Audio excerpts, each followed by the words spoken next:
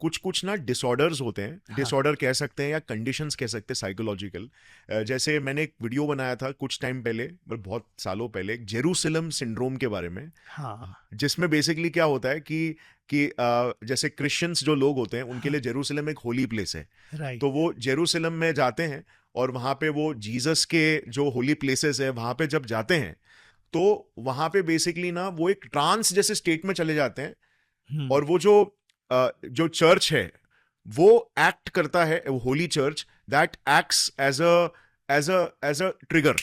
हम्म और वो एकदम से हेलुसिनेशन, डिसओरिएंटेडनेस ऐसा फील करते हैं, एंड हम्म कुछ कुछ केसेस में तो खुद को जीसस समझने लग जाते हैं। एग्जैक्टली, माइंड में कंफ्यूजन भी होता है उनका। कंफ्यूजन हो जाता है, हाँ फेंट हो जाते हैं। राइट। और ये सेम चीज ना, मतलब ऐसा ही सेम फिनोमिनान अलग अलग जगहों पे हो रहा है। जैसे फॉर एग्जांपल पेरिस सिंड्रोम करके भी होता है, जिसमें जो जापानीज टूरिस्ट होते हैं, हाँ तो वो लोग जापान में ना पेरिस को बहुत ज्यादा ग्लैमराइज किया है बचपन से। हम्म वो बताया कि पेरिस में ऐसा है, मतलब मेलोड्रामेटिक जगह है, सिटी हाँ of love, city of X Y Z. Hmm तो वो जैसे ही जब भी पेरिस में जाते हैं और वो आईफिल टावर देखते हैं और पेरिस का दृश्य देखते हैं, तो बचपन के जो इमेजेस और जो विजुअल्स है, जो इमेजिनेशन है, वो एकदम से ट्रिगर का काम करता है, वो बिल्कुल। विजुअल।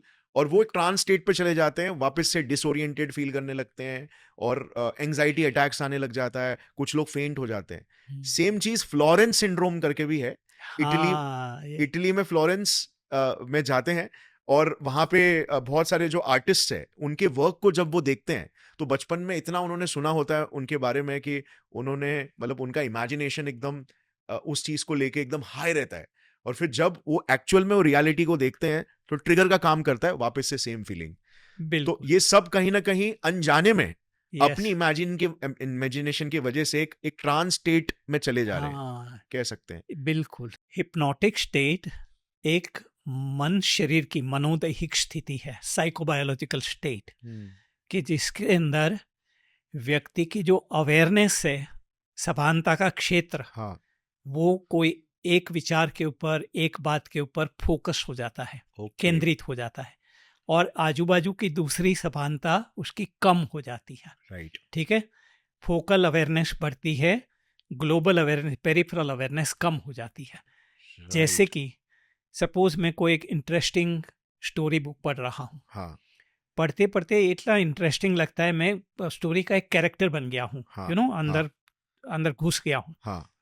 और कोई दोस्त आके सामने बैठा है, हाँ। जब बुक बंद करूंगा, अरे गौरव कब आ गया, हाँ। आपको देखा ही नहीं, आप आधे घंटे से मेरे सामने बैठे हो। हाँ।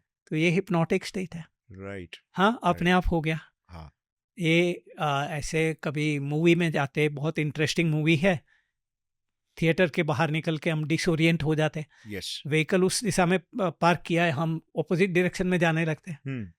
तो ये सारे जो एग्जाम्पल है आपने जो बताया, जेरूसलम सिंड्रोम वगैरह, वो थोड़ा और इसके फिनोमिना सब दिखाई देते हाँ, हैं। मतलब वो स्टेट, ट्रांस स्टेट में ही एंटर हो रहे हैं और उसके बाद फिर साइकोलॉजिकल हाँ, कंडीशंस फिर वो हेल्यूसिनेट डेवलप, करने लगते। हेलुसिनेशंस हो जा रहे हैं। Hallucination is one of the phenomena of trance. Right. हाँ, ये इसका हम जैसे कि मैंने वो स्केल बताया ना, हाँ। स्टैनफोर्ड स्केल, ये सब हार्वर्ड स्केल, हार्वर्ड स्केल, तो स्टैनफोर्ड स्केल। उसमें कुछ आइटम ऐसी होती है हाँ। कि सपोज व्यक्ति को एक एमोनिया की बोतल स्मेल कराते हैं और हाँ। कहते हैं कि इसके अंदर गुलाब के फूल की सुगंध आएगी। ओके। वो एमोनिया स्मेल करके उसको लगता है गुलाब के फूल की सुगंध आई। हाँ, आ। या और यहाँ पर टिपॉय के ऊपर कुछ नहीं है, हाँ। लेकिन उसको कहा जाता है कि ये सामने जो टिपॉय है, हाँ। उसके ऊपर आप एक बहुत अच्छा गोल्डन कलर का बॉल देख रहे हो, हाँ। उसको दिखाई देता है। ओके, ठीक है। सो यू अब स्टार्ट यही हेलुसिनेटिंग चीज का रियलिटी। वो स्टेज हिप्नोटिस्ट क्या करता है, वो कहता है कि ये आपके सामने वो हीरोइन कोई खड़ी है, तो कोई भी लड़की को वो हीरोइन दिखाई देती है उसको, हाँ। या वो हीरो दिखाई देता है। इसको हेलुसिनेशन कहते हैं। ये this is the phenomena of hypnosis. Hmm. जो उसमें पावर वो हिप्नोटिस्ट का नहीं है, वो उनकी जो व्यक्ति इमेजिनेशन। हिप्नोसिस में गई है उसके हिप्नोटिक एबिलिटी का कोई एक लक्षण है, उसकी ट्रांस का एक लक्षण है। राइट। ये- राइट। हाँ सो सर, जैसे एक मैंने देखा था शो, जिसमें क्या था कि वो थोड़ा सा मुझे डेंजरस भी लगा। वो शो में ऐसा है कि जैसे दो टेबल्स रखे थे और उसमें उसके बीच में एक पर्सन को लिटा दिया गया था। और ऐसे हिप्नोटिस्ट ऐसे बोल रहा था कि हाँ। आप ऐसा फील करिए कि आप एक कंक्रीट का एक फ्लैट ऑब्जेक्ट हो हुँ, और आपके ऊपर कोई चढ़ेगा, मतलब हाँ, उसके रीढ़ के हड्डी के ऊपर, हुँ, तो आप बेंड नहीं होगे और आप एक कंक्रीट के स्लैब की तरह हो। बिल्कुल। ऐसे ये स्टेज के ऊपर बहुत लोग ये दिखाते हैं और it is very, very dangerous. कई केसेस ऐसे नोटिस हुए, वो क्या करते हैं 3 स्टूल रखते हैं। एक स्टूल सिर के नीचे, दूसरा कमर के नीचे और तीसरा पैर के नीचे। हम्म।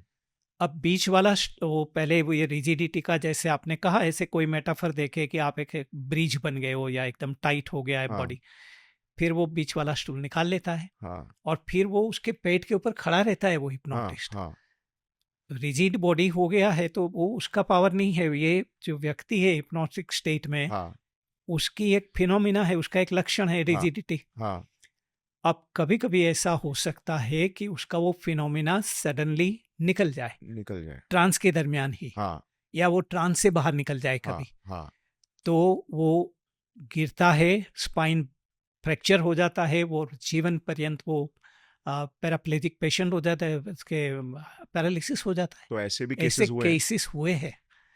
तो साइकोलॉजिकली भी ये बहुत हार्म करता है हम्म। व्यक्ति को, बायोलॉजिकली भी ऐसे कई कॉम्प्लिकेशन करता है।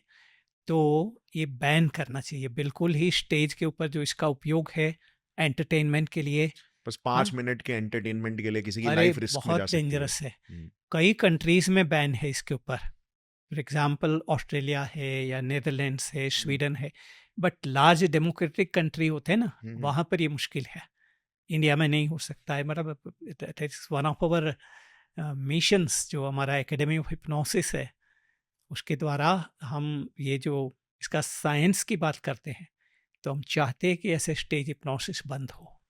हम्म, राइट राइट। हम्म, सो सर, आपने बात की थी हिप्नोटाइजेबिलिटी की, हम्म, राइट, और आपने बोला था, तो मुझे कैसे पता चलेगा, जैसे अगर कोई भी व्यूअर हमारे देख रहे हैं, हाँ, तो उनको कैसे पता चलेगा कि उनके हिप्नोटाइजेबिलिटी या फिर हिप्नोटाइज एबिलिटी ओके, कैसे डिटरमाइन की जा सकती है? हाँ, मुझे कैसे मालूम पड़ेगा कि मेरी हिप्नोटाइज एबिलिटी क्या है?